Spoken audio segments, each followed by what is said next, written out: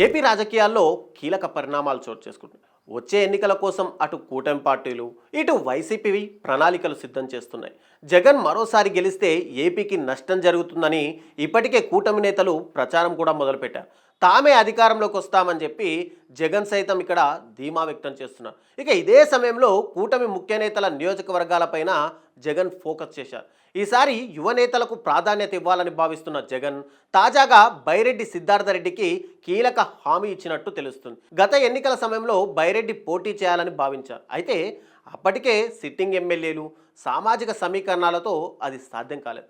ఇక 2024 ఎన్నికల్లో ఓటమి నుంచి బైరెడ్డి పార్టీ వాయిస్ బలంగా వినిపిస్తున్నారు. వైసీపీ హయాంలో శాప్ చైర్మన్గా ఉన్నటువంటి బైరెడ్డి నామినేటెడ్ పదవిలోనూ కొనసాగారు. ఆడుదాం ఆంధ్ర పథకంలో అవినీతి జరిగిందని బైరెడ్డి పైన కూటమి నేతలు ఆరోపణలు కూడా చేశారు. ఇక సీమ ప్రాంతంలో వైసీపీ యువతలో బైరెడ్డికి ఉన్న ఫాలోయింగ్ని పూర్తిగా సద్వినియోగం చేసుకోవాలని జగన్ డిసైడ్ అయ్యారట.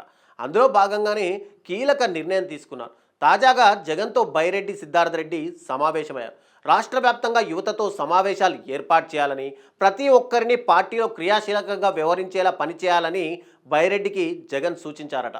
దీంతో బైరెడ్డి కొంతకాలంగా పార్టీ కార్యక్రమాల్లో యాక్టివ్గా పాల్గొంటూ కూటమి నేతలను టార్గెట్ చేస్తున్నారు.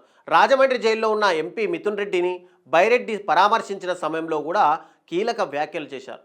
జగన్ను తాను వదిలిపెట్టే ప్రసక్తే లేదని, ఆయన వెంటే నడుస్తానని, కేసులకు భయపడిపోనని కూడా ఆయన మీడియా సమావేశంలో చెప్పారు. ఇక బైరెడ్డి అసెంబ్లీకి పోటీ చేయాలనే ఆలోచనతో ఉండగా జగన్ మాత్రం నంద్యాల లోక్సభ స్థానం పైన ఫోకస్ చేయాలని సూచన చేసినట్టు తెలుస్తుంది. ఉమ్మడి కర్నూలు జిల్లాలో వైసీపీకి అన్ని నియోజకవర్గాల్లోనూ సీనియర్ నేతలున్నారు. కాగా సమీకరణాలు కూడా ఇక్కడ కీలకంగా మారుతున్నాయి.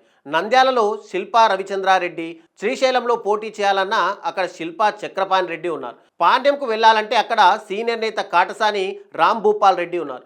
ఇక నంద్యాల పార్లమెంట్ నియోజకవర్గంలోనూ పోచా బ్రహ్మానందరెడ్డి ఉన్నారు. ఇక ఆయనకు పార్టీ అధికారంలోకి వస్తే ఒకవేళ రాజ్యసభకు పంపుతానని జగన్ హామీ ఇచ్చి నంద్యాల పార్లమెంటు స్థానాన్ని ఇక్కడ బైరెడ్డి సిద్ధార్థరెడ్డికి ఇచ్చేందుకు అంగీకారం తెలిపినట్టు తెలుస్తుంది. ఇక ప్రస్తుతం తన సోదరి అయినటువంటి బైరెడ్డి శబరి నంద్యాల పార్లమెంటుకు టీడీపీ నుంచి ప్రాతినిధ్యం వహిస్తున్నారు. దీంతో జగన్ హామీ మేరకు బైరెడ్డి మరింతగా పార్టీ కోసం యాక్టివ్ అయ్యే అవకాశం ఉందని ఇటు రాజకీయ విశ్లేషకులు కూడా అంచనా వేస్తున్నారు.